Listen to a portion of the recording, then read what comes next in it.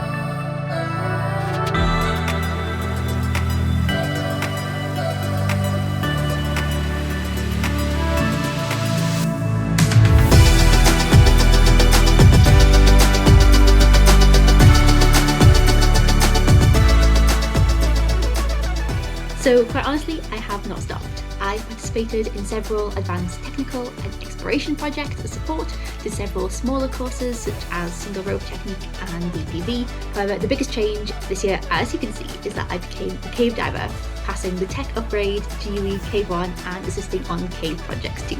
And I really like wet rocks. And behind the scenes is also my ongoing journey to GUE instructorship, participating in internships and workshops in several countries. But here's a more in-depth timeline.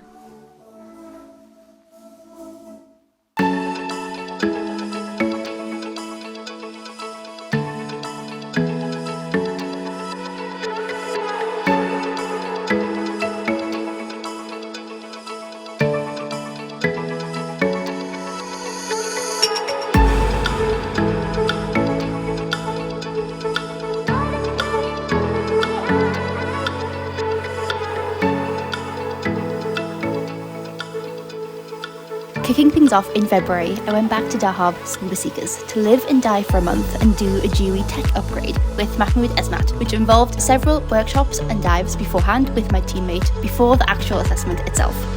This was actually the first GUE course I did in Egypt. The first time I came here was purely for experience dives last year in 2023, when I was a single tank / wetsuit diver. So the reunion and a tech upgrade a year later was both magical and a full circle moment.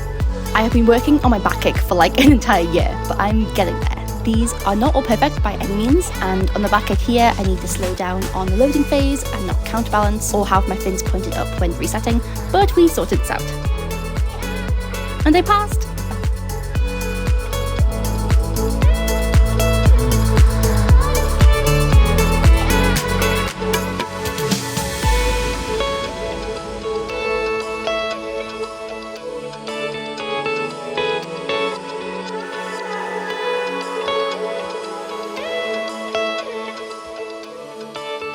And a trip to Dahab couldn't be complete without spending time with friends, exploring all my favourite dive sites. It really is one of the places where I can never spend enough time in. It honestly also solidified my comfort zone as diving dry suit and doubles, which I never would have said a year ago.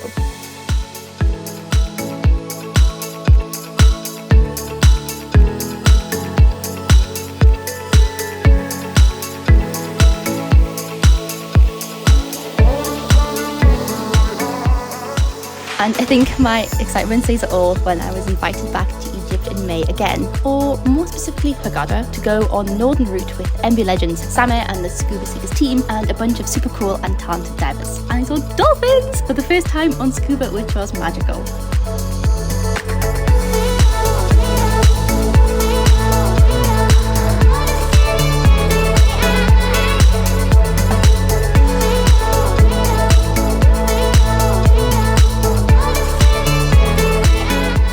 Although I have spent an overnight on a diving trip back in Oman last year, this was the first proper week-long liveaboard I've been on, where we could do 2 to 3 dives a day while exploring some of the bluest waters and rainbow reefs I have seen.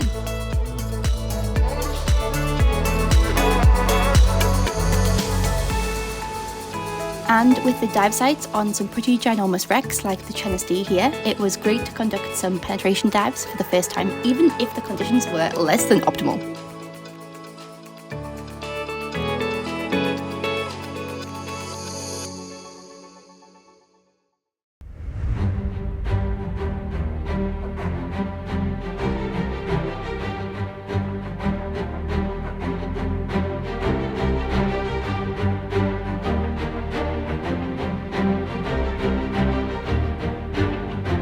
June and July were a blur. Barely had time to comprehend how my capacity had stretched when completing valve failure exercises inside caves, when suddenly I was conducting project dives right after my cave 1 with Andrea Marassich. Even though my limits were more stringent than others, I was able to help out with my individual capacity, for example, photogrammetry in the beginning or dry cave sections, or drawing cross sections to aid with surveys deeper inside caves.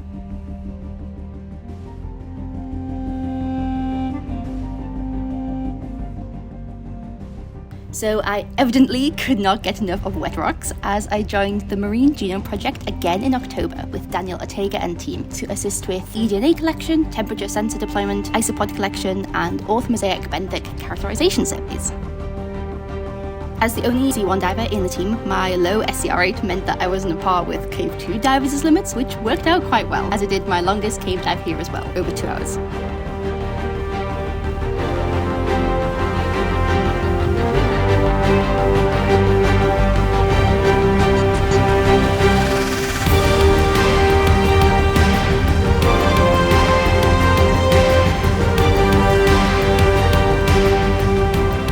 One of the coolest and most physically challenging weekends of my life, I assisted as support with a badass group of divers and scientists in a Phreatic Organisation times Brussels University collaboration.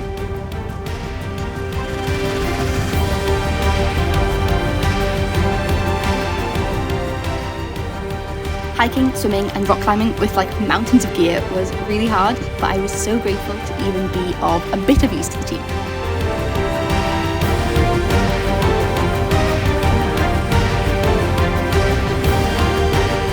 And we found cave bugs, which is very cool.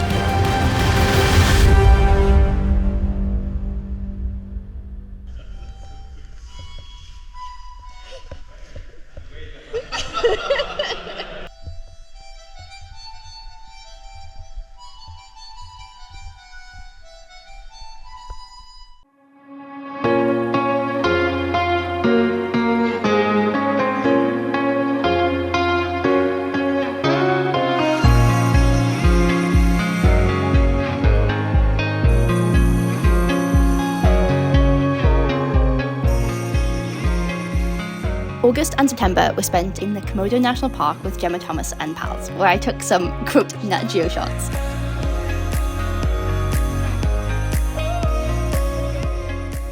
Saw my first manta on Scuba on my 500th dive.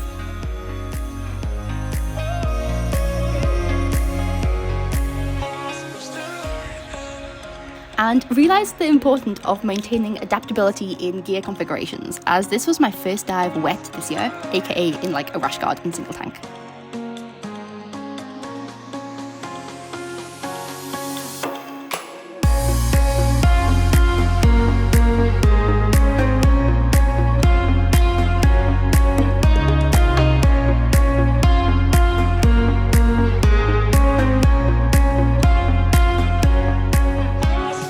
Now, aside for the warm weather, ease of diving, and all the turtles, one thing that I did come to Asia for is to help assist on some classes as a Rec1 Instructor intern, and also participate in some workshops to help gain experience in teaching. Indeed, I was also doing this in Egypt, Sardinia and Spain too, both by observing and helping on courses, and also conducting workshops with mock and real students. I saw the power of how good fundamental habits from the off really worked when my twin sister completed her Rec1 course with Gemma in June.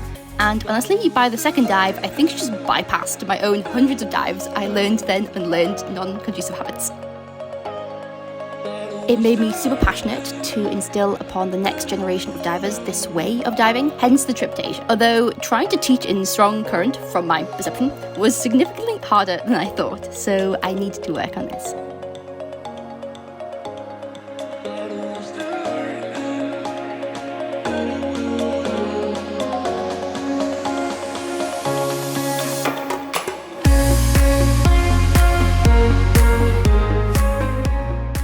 And I got to wear a rash guard for the second time in Sicily in an August so hot I was glad I wasn't diving or wearing dry suits. I was assisting on the Battle of the Agadi project with SDSS and Mario Arena as safety and also representing Halcyon with social media. It was super fun to try and capture all the moments of the divers and witness the amazing archaeological finds they brought up from the deep, which I got to see while helping set up the lab in Fabiana's museum.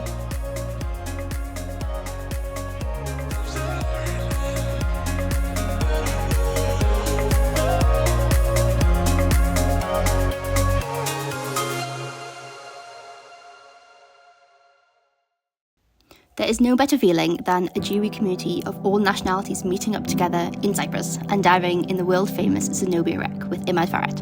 And indeed, the same thing happened in Spain, when Ricardo Constantino managed to convince a plethora of divers to be students, when I actually put them through their paces to gain more signatures for my instructor process.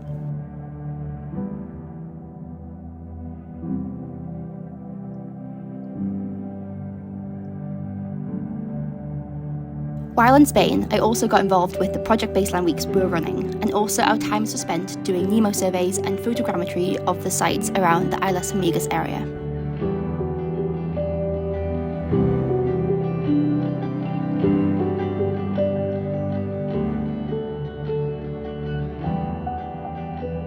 And this deserves a special mention all on its own, when Annika, the 2019 to 2021 NextGen scholar, flew to Sardinia for a day just to meet me finally in person and dive with me. She was everything I ever imagined, and this just cemented our already lifelong friendship.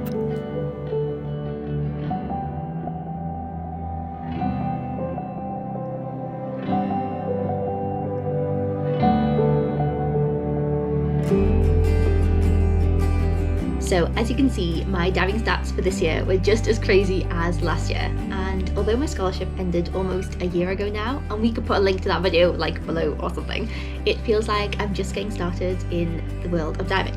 Following on from last year, I was able to use the generosity and propulsion from the scholarship year to make the most of unfinished business, whether promises of courses, networking, locations, and other instructor workshops. And although I think I slept on more floor than bed this year, I wouldn't have changed it for the world. Throughout 2024, I was able to stay for longer times again in some of my second diving homes in Egypt, Sardinia, and Indonesia, and I also went diving for the first time in France, Singapore, Cyprus, and Spain. Oh, another work in Sicily and Dubai. Safe to say I've made good connections for the future. I went from over 300 to 500 dives this year, and I am now beginning to believe that I am a good diver. For sure, last year laid the foundations, but if you told me a year ago I would have had a tech pass, been a Cave 1 diver on projects, and have 80% of the instructor signatures for Rec1, as well as working in HQ to develop projects for GUE, I also help out with Project Baseline, volunteering for Phreatic, and also helping run the scholarship program and the NextGen legacy project too. This is cool to see because I have met people who applied all over the world, so I guess going on a fair few podcasts also helps. I just want to personally thank all these individuals who helped me with courses and diving and really have supported and motivated me to keep going, and I really appreciate every one of you. Now roll the credits and I'll see you